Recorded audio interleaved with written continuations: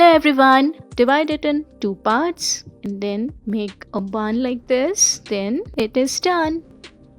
Now let's proceed with this hairstyle. You have to divide your hair in three parts, make braids like this, and then you have to settle your braids using beautiful hairpins. Divide it in three parts, tie them together like this, and then this beautiful bun is ready. Make a ponytail, take all the hair like this, and then you have to make a braid, and then with this beautiful bun is ready. Now let's proceed with this hairstyle. Divide your hair in three parts like this, and then tie them together to make a beautiful bun.